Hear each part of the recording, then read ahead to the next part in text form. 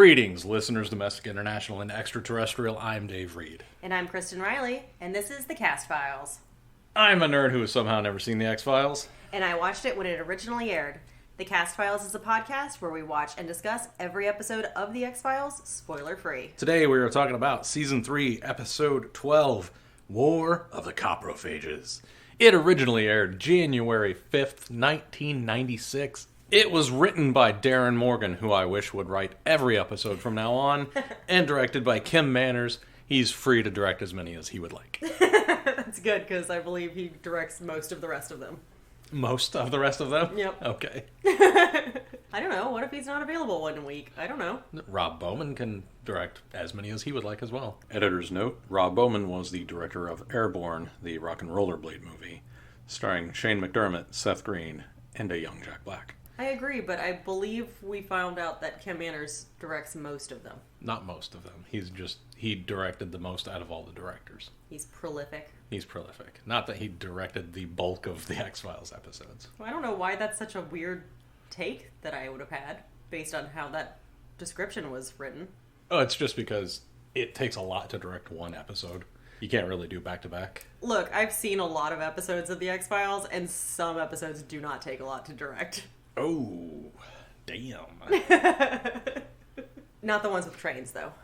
The trains are hard. Yes. And so are the ones in rivers. Yes, the ones in rivers are definitely difficult. I pulled IMDb's logline this time because it is a goddamn roller coaster. Great. While looking for signs of alien ships in the sky above a small town, Mulder learns of a series of deaths supposedly caused by metallic cockroaches. He turns to sexy entomologist Bambi for help, which makes Scully angrily rush to his aid. I don't think a single part of that is correct in that order. Maybe not in that order. Well, according to me, this is the one where, huh? So we have the cast. Bobby Phillips as Dr. Bambi Berenbaum. Yes, I definitely recognize her from something, and my brain tells me the girlfriend in an 80s ski movie. How am I supposed to verify that? Or a girl Zach Morris went out with once. She does look like somebody who would have been on Saved by the Bell. She was in a movie called Chameleon. Apparently that was her most well-known. Oh. Check out this picture. Wow. It looks like she's the chameleon. Yes, I believe she's the chameleon. And it also looks like she's a Ninja Turtle. Yeah, it's some weird Photoshop. She's also in a Bolo Young documentary. Bolo Young, the Chinese Hercules. Oh, I was reading down here. Yep, I guess so. She plays Self. Yeah. I didn't realize that was a documentary. Yeah, here are all the things. She's in Doomsday. She's in Evil Breed, The Legend of Sam Hine. She was in Dharma and Greg. She was not Dharma. Oh, okay. That's good to know. Two Guys, a Girl, and a Pizza Place. I did so watch she probably every was, episode of that show. She probably was. The Cape. Oh, my God. Boy Meets World. I know you also watched that. So you've seen her in stuff. Oh, she was in Showgirls. Red Shoe Diaries. There you go. Baywatch, The Bold, and The Beautiful. Silk Stockings! All right, she was in one episode of a lot of things, or a handful of episodes of a lot of things. We also have Ray Burke as Dr. Jeff Eckerly. He was in all of the Naked Gun movies. Wow. Dion Anderson as Sheriff Fraz from The Shawshank Redemption. Oh. Cannot picture him in that movie. No, but I honestly haven't seen that movie in 2 decades. Oh, wow. It's a good movie. It's a movie that you should see once. Oh, no. It's got rewatchability. I don't know. It's so sad. It's very sad. World is so sad. Yeah. This world and sad. And that world is sad. World sad. All world sad. It's a sad world. Bill Dow as Dr. Rick Newton was in Stargate SG-1, like a lot of these folks. Yeah. Alex Bruansky as Dr. Bugger. He was in Look Who's Talking Too. Lovely. Do you remember those movies? Did you watch them growing up? Oh, I liked the first one a lot. Oh, I watched all of them growing up on repeat. It was the sperm swimming through everything. To Pete Townsend's My Love Opened the Door. Yep. Why? Why was I watching that in the 80s? Because the first one's a kid's movie for sure. They're probably all kids' movies. I think they all are because... It's dogs talking the third one. Yeah. Yeah. Yeah. Yeah. You're above talking dogs. I'm above certain talking dogs. No. All dogs go to heaven? Thumbs up. All dogs go to heaven? Tears constantly. Yeah. Burt Reynolds as a dog. It's good stuff. Really? I don't know anything about it except that I cried through the whole goddamn thing and can't watch it again. I have, as you've probably figured out, plot, can't remember any of it. Who's in it? No idea. How did I feel about it? Will remember. How did I feel about it? I cried. Did I cry a little bit? Or did I cry so much that I know never to watch that movie again?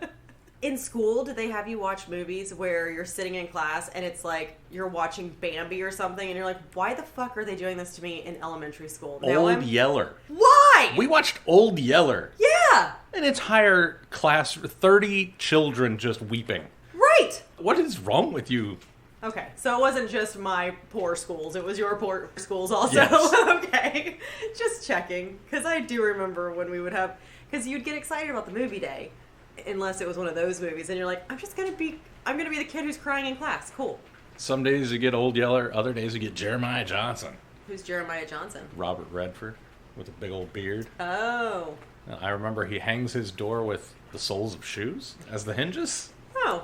And then there's a That seems montage. There's a montage where he's just killing a bunch of people, and we cheered for the first kill. And I remember our teacher saying, "Don't cheer for the kills.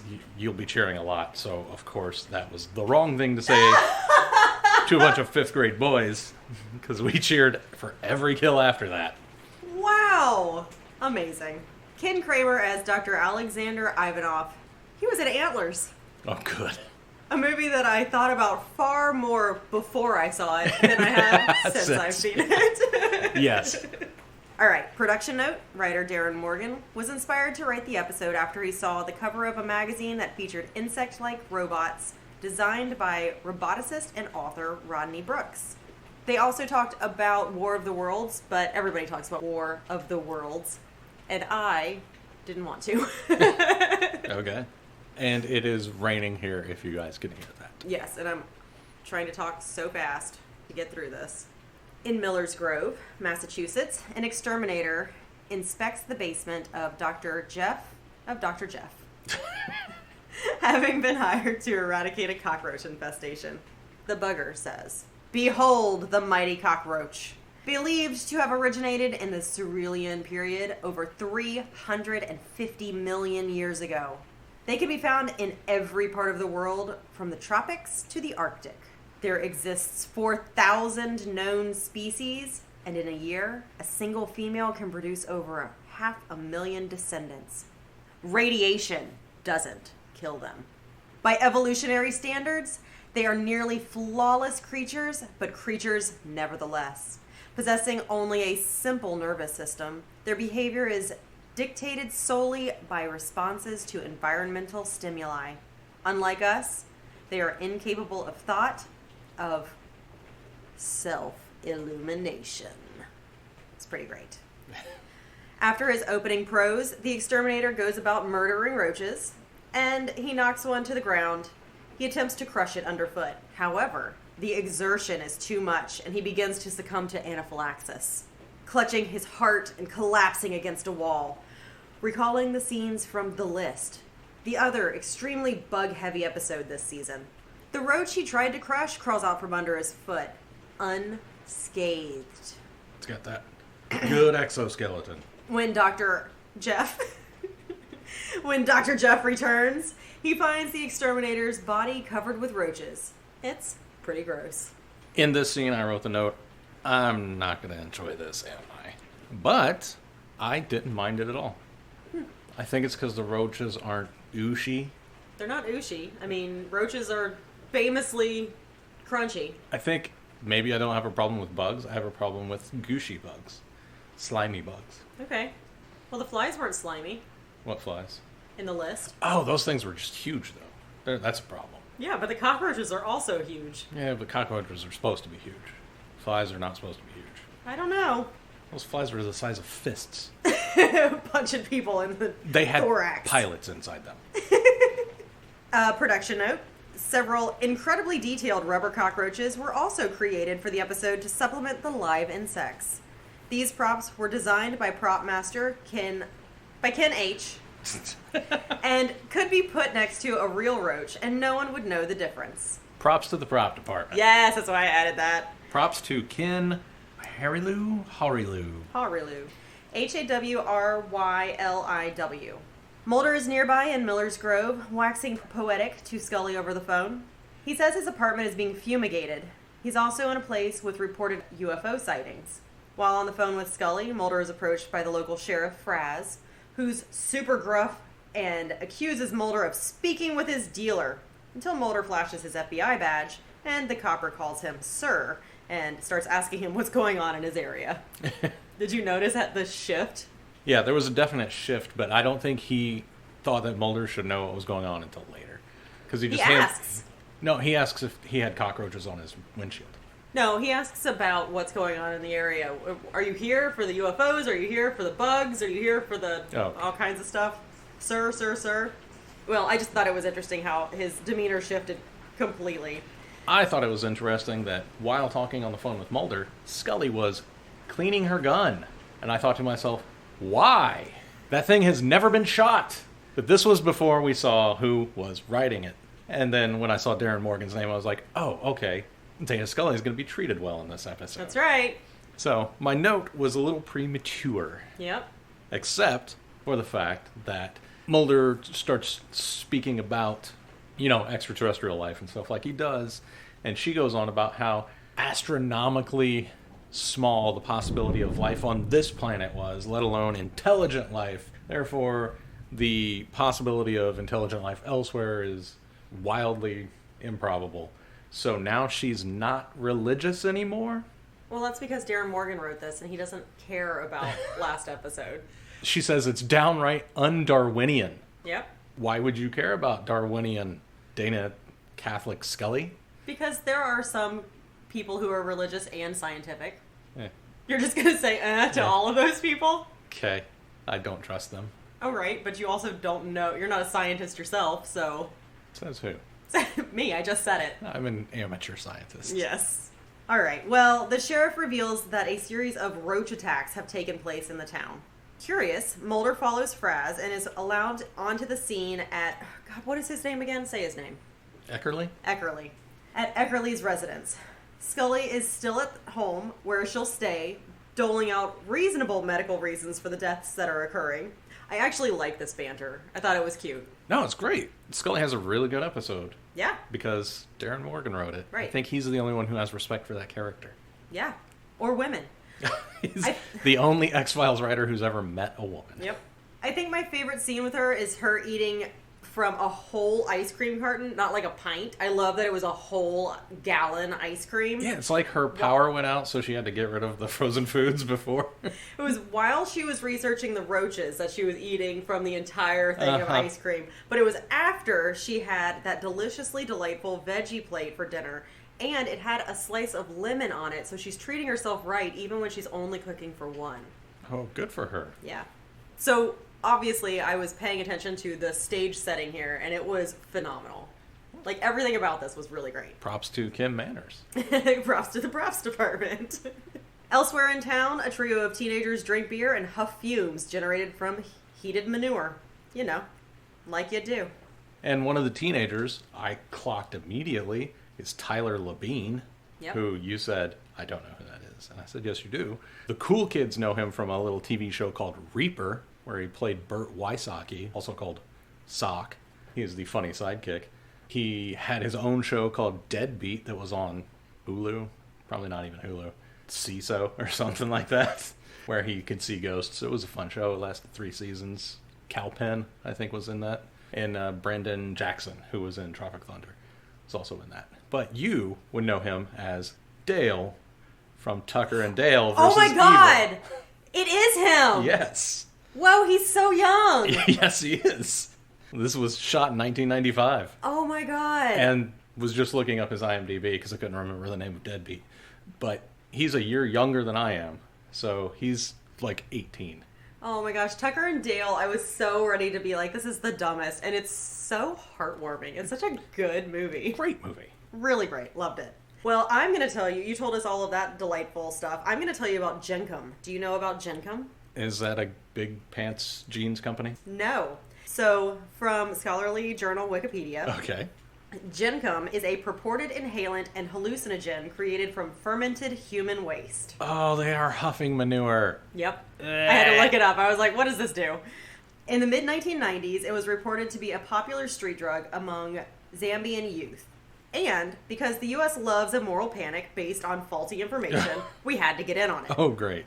In November 2007, there was a moral panic in the United States after widespread reports of Gencum becoming a popular recreational drug in middle and high schools across the country. Though the true extent of the practice has since been called into question, several sources reported that the increase in American media coverage was based on a hoax and a faulty internet research. Great. Makes perfect sense to me. It absolutely does. Well, back to the show. One of the students because I was just said middle and high school.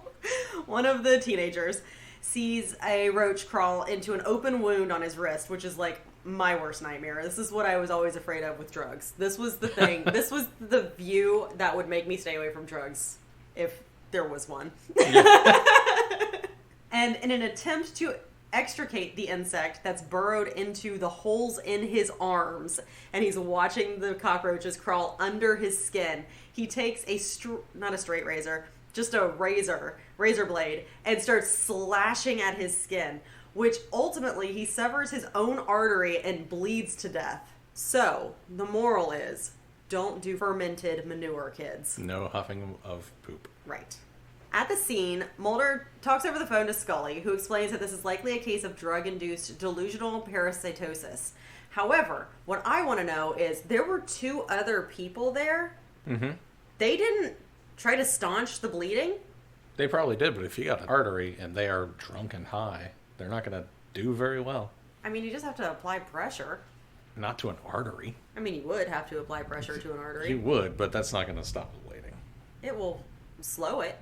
Not enough for a severed artery. You got to get that fast and sew it back together. Just wait. I'm going to ask when we go to our our wilderness first aid. I'll be like, what are we supposed to do? And they're going to say, apply pressure. Yeah, they're going to say apply pressure to make you feel better. That make you feel like you're doing something to help while the person dies underneath you. They didn't even have blood on them. They didn't even try. Tyler Labine had blood on him. Did he? Yes. Okay, I didn't Ha! see it. All right. Well, Mulder finds a cockroach on the underside of a piece of furniture, indicating that roaches were at least present in a basement filled with huffing manure during the time of year where cockroaches are known to be around. But still. This one was very special. Evidence. While he attempts to capture it for analysis, he does a quick grab, which is almost as cool as when Mr. Miyagi grabs that fly out of the air with his chopsticks. Nothing is as cool as that. No, it wasn't even nearly that cool. But he grabs it, and it starts crumbling in his hand, and cuts his fingers to pieces. Yeah, that's what happens with metal splinters. Yeah, I know. Yeah, That's not what happens with... Ugh. It's not what happens with cockroach carcasses. No, that's because it's not a normal cockroach. It's not. This cockroach isn't like all the other cockroaches. No. This one's got a metal exoskeleton. Well, I have another note pertaining to cockroaches. Are you ready? Can't wait. You're not ready. Oh, I bet I am. Well, here we go. Director Kim Manners was very pleased by the way the cockroaches acted, noting that every shot I wanted to get, they got. Cast and crew members humorously recalled that Manners even began giving orders to the insects. The cinematographer, John Bartley, saying, "When I saw Kim Manners talking into a bucket of cockroaches, that was a highlight for me." That's pretty good. I like it. I do too. All right, guys. I want you to go this way. I want you to go this way. You've spiked the camera too many times. You're out. Sheriff Fraz purports that the government, under the guise of the USDA, has been breeding killer cockroaches in a nearby facility. So, if you're interested in governments actually doing this, you can look up an article that I looked up. Here's a quote from this article. From Old Testament accounts, I sent the hornet before you, which drove them out, Joshua 24:12, to the Vietnam War and beyond. Check out Jeff Lockwood's article on History.com, Bugs of War, How Insects Have Been Weaponized Throughout History. For millennia, 6-legged soldiers have been conscripted to torment enemies. And it gives you a whole rundown of all of the times that bugs have been used as biological warfare. Oh, cool. Yeah. From the Old Testament to the New. Oh, good. crazy. I was like, how many times has this been done? I'm sure it's been done, but like a lot. Apparently it's been done all the time. It's always happening. Makes sense. It's currently happening forever and always. Yay. Immediately afterwards, the medical examiner is found dead in a bathroom stall, initially covered with cockroaches that disappear from the scene before more than one person can witness them. So, do you think these bugs are magic, or that they just scatter in the light like real bugs? I think they're neither. Because of the one metal one? Yeah. But then the next one that he finds is not metal. It's because not all cockroaches are aliens. Only... Some of them. But all aliens are cockroaches? No. And I'll tell you why later in the episode. Great. Scully attributes the medical examiner's death to a cerebral aneurysm induced by overstraining while defecating. Mulder and Sheriff Fraz find a seemingly dead cockroach on the sink in the bathroom. Mulder thinks that it's another carcass, and when he goes to capture it, a little bit more gently this time, it proves to be alive and runs down the drain. It was a fun shot. It was. From in the drain up. Another production note, the episode, like Morgan's previous effort, the second season's humbug, used a great deal of humor, including an in-joke where Scully reads Breakfast at Tiffany's. So did you notice she was reading that? I saw it this time. Was she reading the same book in Humbug? No. Oh. Her reading Breakfast at Tiffany's was a reference to a question on Jeopardy that David Duchovny had been asked when he appeared on the show. Hilarious. Yep. That's amazing. I love it. I love the little in-jokes. One of my favorite episodes of SNL's Celebrity Jeopardy, David Duchovny plays Jeff Goldblum. Oh my gosh. We're going to have to watch it. It's fantastic. That's amazing. Wow. Those are some personalities right there. Mm-hmm. Mulder goes to investigate the facility Sheriff Fraz mentioned. Before breaking in, he and Scully discuss the odd behavior of the roaches, with Scully hypothesizing that the roaches could be an invasive species, which makes sense. I love that all of her hypotheses make sense. Yes. Based on where she's at. She's at home. She's getting very basic information. She's like, okay, well, my first thought would be this. And we are strike 3 on dead guys here. Nothing spooky about any of them. No. So we're going nowhere in this episode so far. Right. It's just a bunch of nonsense. Yes, but that makes it great. Yeah. I love it. I love the nonsense ones. This episode could go literally nowhere, and I would still have a great time. I got good news for you. Scully, when talking about invasive species, basically describes palmetto bugs. Yeah. I just have to point it out that she's talking about palmetto bugs since we're here in Florida and we know all about these things. They are a menace. To society. And while drinking their juice in the hood. Yes. Mulder asks if they are known to attack people, and she says no. Or actually, I don't think she even answers that. But the answer is yes. Palmetto bugs will just fly right in your face. They will. They're territorial. They do not care about people. They are not afraid of you. They do care about people. They want you to get out of their space. And they are gigantic. They are. They are giant flying cockroaches. And they will get into your pantry, and then they will make a lot of noise, and then you'll know that there's one in your pantry, and you're like, but I need to make dinner, but I can't because there's a cockroach in my pantry. Yikes. And then you have to leave. But no, here in Florida we don't call them cockroaches. We call them palmetto bugs. Well, they are also in palmetto trees. Yeah. And bushes, and we have a lot of palmettos too. Yes. So, if you're cutting back palmettos, Prepare yourself. dress accordingly, because one, they're very sharp, and I think their sap can bother you. It's an irritant. Probably. And You're going to get attacked. they're full of bugs. You're going to get a talking to. It's basically Jurassic World down here. It's like, what up, playboy? What are you doing in my home? Is that how they talk? Yep. Oh, man. All right, well, the facility is basically a house. It looks like a house. Mulder breaks in, even though Scully's like, Mulder, I know you've broken in before, but please don't break in. And he's like, nah, never mind, I'm already in. It says, too late. He sees the walls rippling and is quickly surrounded by roaches. And we're like, oh, fuck, it's the end of the X-Files. Because so far, we do not know that all of these people are dying from mundane things. Nope. We think that these cockroaches are spooky. But Scully's told us exactly how everybody's died. Yeah. And then his flashlight goes out. Yep. And he screams. Oh, because we see it from Scully's point of view. When his flashlight goes out, and we just hear him go, no! Right. It was... So it's a cool, fun misdirect that, oh my god, Mulder just died. And then she says, what's going on? Oh, my flashlight went out. It's so funny. It's They're so like good. siblings. That's something you would do to your sibling. Darin Morgan is, I'm calling it right now, this is his third episode. He's the best X-Files writer. Oh, yeah. I've enjoyed all of his episodes, which is more than I can say for everybody. But then the lights come on. Yep. And apparently all the roaches scatter at that. Yep. And the look that Mulder gives, I thought it was going to be somebody that he knew already. Because he gives a look that I misinterpreted as, oh, it's you. And he just says, I gotta go. Yes, he does, because he is then confronted by Dr. Bambi Berenbaum. And I am deceased.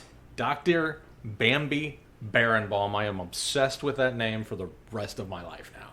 Which is not long, because I'm dead. That name has perished me. Dr. Bambi Berenbaum, whose parents were nudists.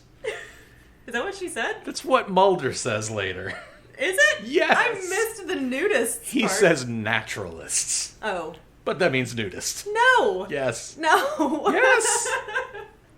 No, it doesn't. Yes, it does. No, it doesn't. Naturalists. means Who read nudist. The Night of the Grizzlies? Was it you or was it me? I don't know, but I Well, you read do know. Night of the Nudists. Did you? Yes. Can I borrow it? I wrote it. Oh.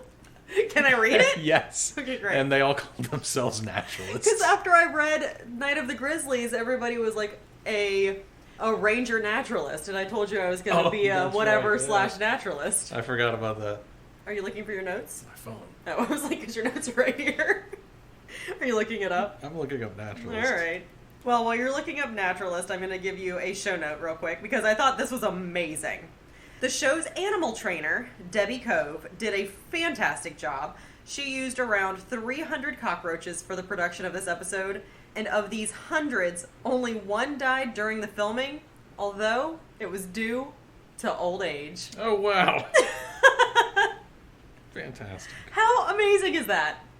I always wonder when you're doing productions with bugs, because I feel like, obviously, like in this, probably even, well, I'm even surprised in the 90s that they cared, but you go far enough back and you're like, oh, they just shot that horse to get the shot. I got it. Oh, they're drowning kittens on the film. All right. But I always wonder now, like, what are the rules? How do the rules change with all of this stuff? And how do you deal with bugs on set? Because that can be tough. Or like when you have 1,000 rats, like how do you herd those things? I need to talk to Debbie Cove. Yes, you do. That'd be amazing. And just so you know, nudists are called naturists, not naturalists. So I was correct. Well done. Thanks. Now I have to go through and re-edit that entire book. Yeah. Well, you can just Control F and then. What? Did you handwrite it? I don't know what you're talking about. You handwrote it, right? Long Of course form? I did. Then you can't. You can't Control F it. I don't even know what Control F means. Is that like Axel F? Axel F? Do, do, do, do, do, do, do, Yep. do, do, do, do, do. It is. You have to do that with every single word. It's going to take a long time. I'm just gonna burn it. No. Yeah. Can I read it anyway? No. Dang 'Cause it. I'm too embarrassed now. Makes sense. You should be embarrassed. Well, Dr. Bambi Berenbaum, who has deceased you, is a researcher from the Department of Agriculture who is studying cockroaches to develop more effective methods of pest control. Sounds like she's got a real job that's a real thing. Yes. Great. She does. She is a solid, good character. She is. And Mulder is so horny. Oh my god. So horny in this episode. Yes, he is. Everybody knows it. To everybody. Mulder, take it down a notch. Oh my gosh. Actually, don't. Get hornier. Go for it, buddy. No, don't go for it. Yeah. No, leave her alone. No, they tried to make a... No, because she's horny, too. She's horny. Constantly talking about bug dicks. All bugs do is eat and fuck, just like us. Only they're honest about it. No, she's throwing it out there for him. She's picking up what he's putting down. He's not putting down anything. He's too busy knocking his boner into things. He's making pouty faces at her. Oh. He's putting them eyes on her. He's got Right. nice eyes. Oh my god. Berenbaum has great interest in insects and, incidentally, believes that some UFOs are actually insect swarms flying through electrically charged airspaces, which makes Mulder calm in his pants. keep that in there. Too bad. Oh, shit. You said that on mic. It's done. I'm gonna make sure that I can amplify it enough that people hear it. Ugh. So what I really said was Mulder falls instantly in love. See? Look. Uh-huh. Yet That's another a weird doodle you got there. Yet another death occurs in Mulder's hotel, where he is not, but I guess that's where he was staying, with the individual being found covered in roaches that quickly flee. So when there's other people in the hotel and they open the door, which... Well, first and foremost, let's talk about this hotel? Let's talk about how the fact that Mulder wakes up startled because he's in a bed. Oh, yes. I skipped over that. I'm sorry. Yes, you're right. This is the most important part of this whole scene. Mulder's sleeping in a bed, and I think that's what scares him. Right, because scares the only other time he's been in a bed-like situation is when he was dying, and he was in that sweat house. Yeah. Then he immediately calls Scully and is like, Scully, I'm in a bed. He does! He's like... And this is the first time he's talked to her since, I gotta go. Mm-hmm. Or no, she calls him later when she's talking to when he's talking to Bambi, and he just says, not now. That's right. She hasn't talked to him since then. She has no idea what's going on. No, and she's sleeping with her phone next to her. And she's like, Mulder, are you okay? And he's like, I'm in a bed. Right. It's not okay. He's the worst partner, and she's the best partner. Yeah, and Darin Morgan's the only one that knows that. Yes. That's absolutely 100% true. Yes. All right, so Mulder's in a bed. Also, in this hotel, anybody can open the doors. Apparently. They don't lock. There's nothing. There's no locks anywhere. On the front, on the back, anywhere. No locks. You can just walk in, which makes it feel kind of like a hostel, but with doors. Yeah, okay. I've never been in a hostel. I've been in one hostel. It was the nicest place I think I've ever stayed. I have been hostel. You have been hostel. But I've never been in a hostel. Well, if anybody is looking for the fanciest hostel that they've ever been to, go to Jackson Hole, Wyoming. Stay in that hostel. It's the cheapest place you can stay in all of Jackson Hole because Jackson Hole is incredibly overpriced. Very nice, though. It's called Cash House. Definitely go. Check it out. Oh, great. So the guy somebody screams. Yeah. Mulder goes, I gotta go again. Yes. Scully is so frustrated. She does that. Wait, no. Which makes sense because she's like, fill me in. What is happening? You keep screaming and hanging up. I just love that Gillian Anderson did such a good job. Oh, she's amazing. Gillian Anderson. She's like, no, wait. Gillian Anderson's the best actor in this whole series. This is a good script for her, and she does lots of good stuff with it. Yes. And then Mulder runs out into the hallway. Is he wearing jeans? Just jeans and no shirt, like he's Wesley Wyndham-Pryce in Angel Season 4. This was so shocking because apparently he fell asleep in bed with his jeans on. No, he's in an underwear when he gets out of bed. Okay, he puts his jeans on. That makes sense. That makes more sense. I was so distracted with him running around with his shirt off that I was on IMDb the whole time. Like, what else was he in at this time where he thought that his whole physique was like, I have worked so hard for this physique. I am getting it on camera. I think Darin Morgan put him in a Speedo once? Yep. I think Darin Morgan just likes seeing David Duchovny's body. I think Darin Morgan thinks it's funny to put David Duchovny in positions where he's slightly uncomfortable. Oh, could be. And I agree with It is Darin raining Morgan. at the end. Yes. And we know Mulder hates the rain. David Duchovny hates the rain. Hates it so much. All right. So they go and find the body. It appears that this individual simply died of fright. So he saw cockroaches, yelled, died of fright. And Mulder reaches that conclusion without Scully's help. Yes. Scully begins to wonder what is going on and decides to head up there herself. And Mulder's all, whatever. What? We had to stop, rewind, put the closed captions on, and say, did he just say whatever? Did he just whatever Dana Scully? And he sure as hell did. What a bastard. Yes. I'm not mad, Fox Mulder. Just disappointed. Mulder finds a cockroach in the hotel room, and he brings it to Berenbaum. In a roach motel. Yes. So it can't get away. Yes. Important. Okay. Berenbaum thinks it's mechanical. There's a lot of discussion about insect genitalia that I did not copy here. Hung like a something dragonfly. I think. Not like a horsefly. Hung like a horsefly is right there. I am not an entomologist. I don't know what's hung like what. I'm just saying the joke is right there. I know, but I'm saying that she's an entomologist, so she probably knows what the actual genitalia look like.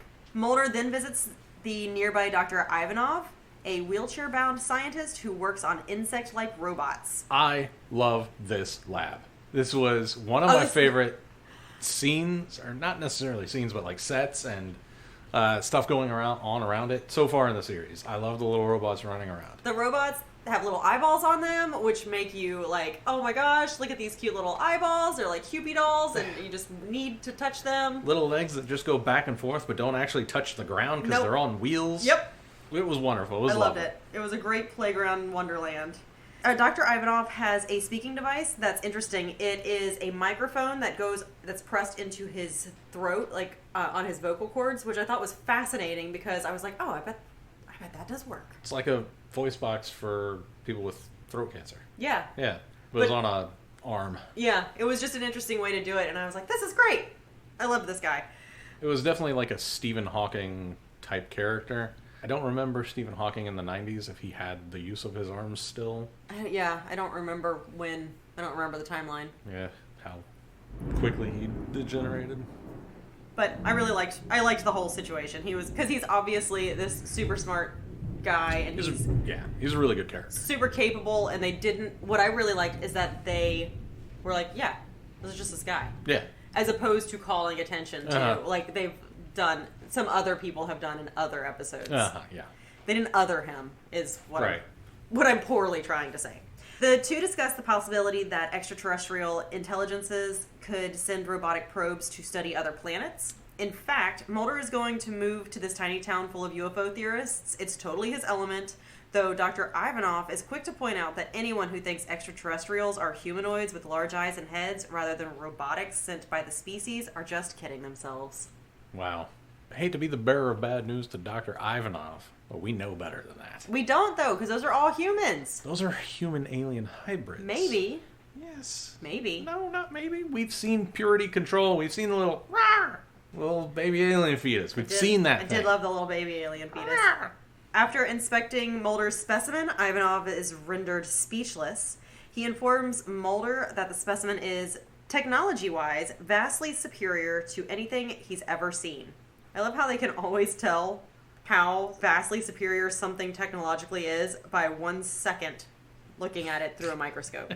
I don't immediately understand this thing, so it is made by somebody from above average intelligence. It's always that way, though. They're like, they basically have those little, those diamond viewer things. Like eyepiece. Those little eyepiece things, and they're like, whoop, nope, I don't know. It's the most technologically advanced thing I've ever seen. Takes no time. Production note, the episode marks a rare occasion in the series in which the fourth wall is broken. Although no character addresses the audience, a cockroach scurries across the screen, scaring the viewer into thinking an actual insect is crawling on their television. It was fantastic. Especially since it wasn't a real bug in our house. I wonder whose idea it was. Darin Morgan. Darin Morgan? It seems like probably, but he's not the director. Yeah. It seems like something he would do. I mean... It does, but also Kim Manners was directing the bugs, so maybe... Yeah, and he did really enjoy the bugs. Yeah. Yeah. It's fun. It was fun. I really liked it.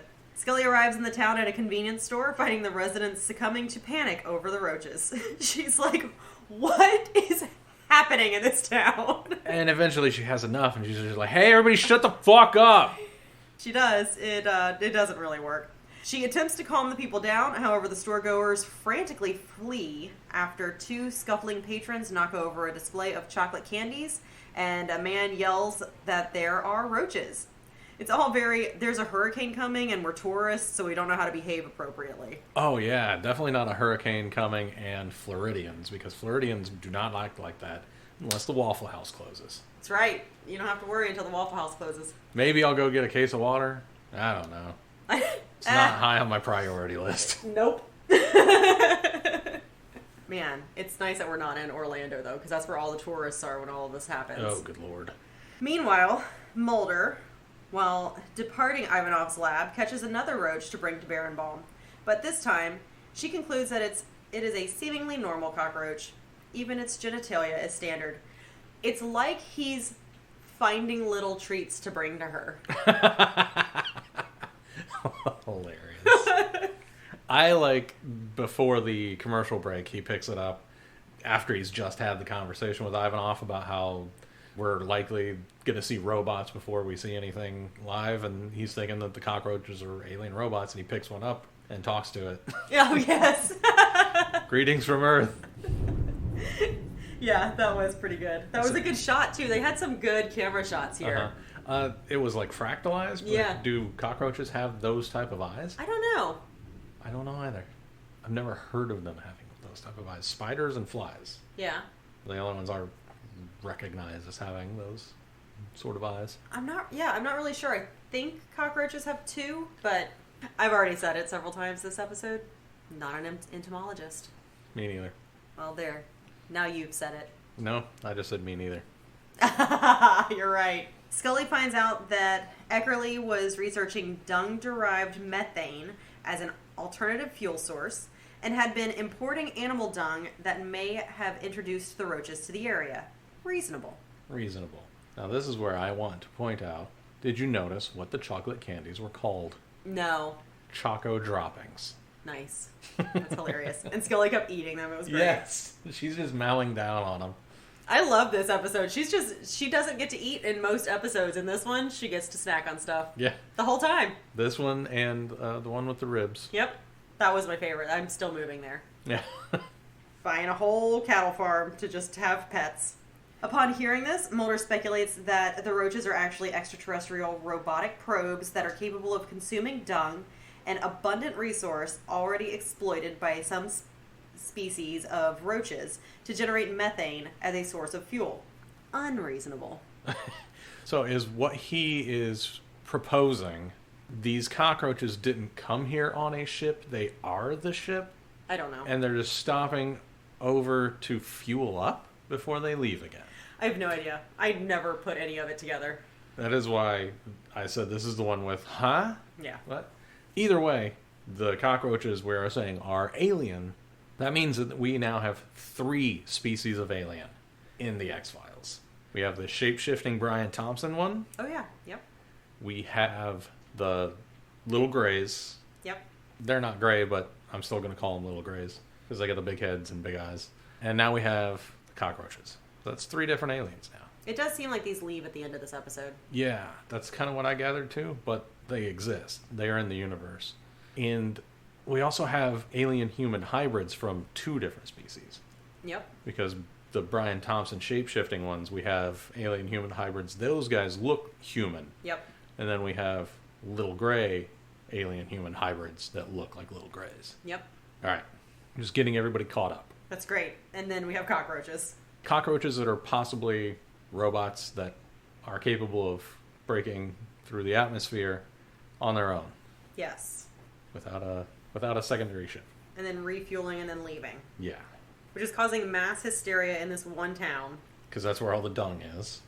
All the dung in the world is in this one place. It really seems strange because they're also talking about how Eckerly is importing animal dung, which makes sense. Well, I don't know if it does, but whatever. He's importing animal dung, which means that any of the cockroaches that are coming from that dung exist elsewhere in the world. Right. So this isn't just a problem for here. This is a problem that's existing elsewhere also, if that's the actual problem. Oh, they accidentally took the cockroaches from where they were, the alien cockroaches from where they were It to brought here. them here, yeah. Wow. Yeah. So this is simultaneously happening here and other places. Yes, but they're only acknowledging it here because... Yeah, man, that would be nuts.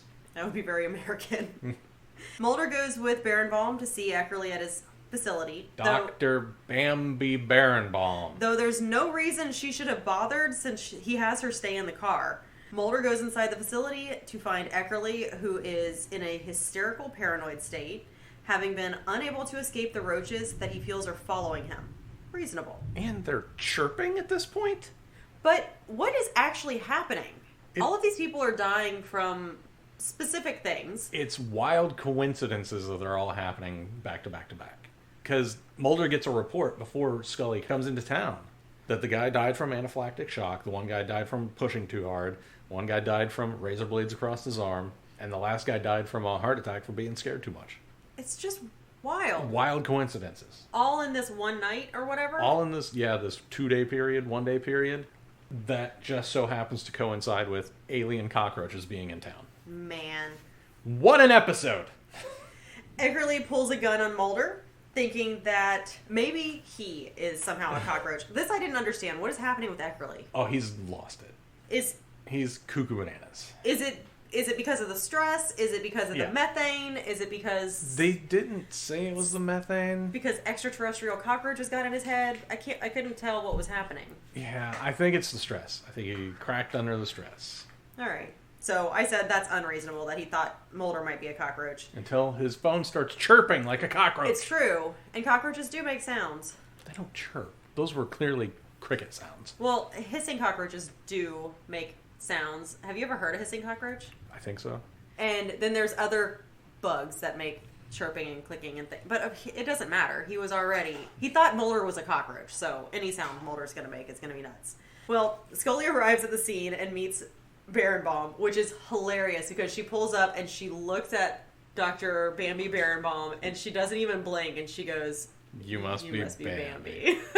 Which is funny, but Dana Scully, that is Dr. Bambi Berenbaum, and you should not be so dismissive of her. That is some internalized misogyny on her point right there. Just because she's pretty and her name is Bambi? Dr. Bambi Berenbaum, whose parents were not nudists, is a highly capable woman. Yes, she didn't say she was incapable. She said it with her eyes. I think it was more of an understanding of, oh, now I completely understand everything that Mulder has been doing. Oh, I think she got it from the name.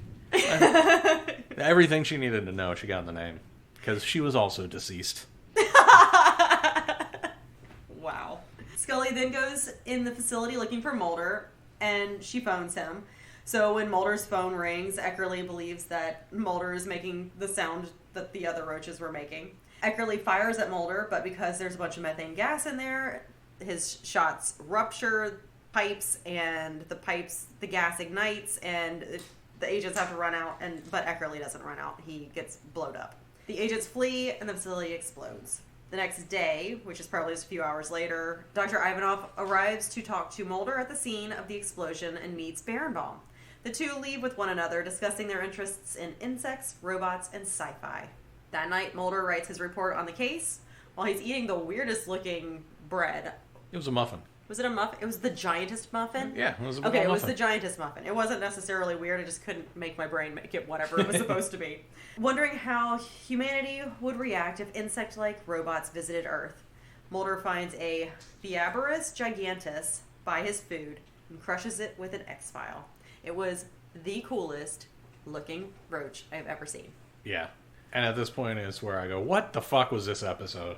This was wild nonsense, and I loved it. It was great. There was no resolution to it whatsoever.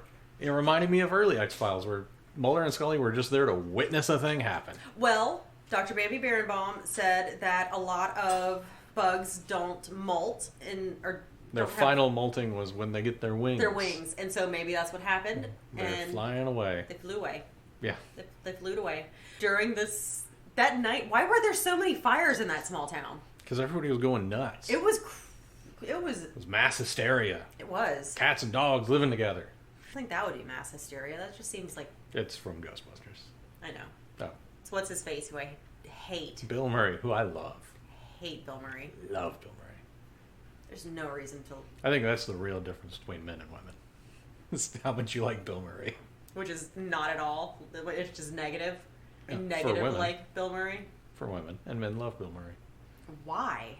He seems fun. No, he doesn't. He seems like a giant asshole. Seems fun to me. No, you're not paying attention. Okay. Ugh. Just thinking about it makes me angry. Yeah, I can tell.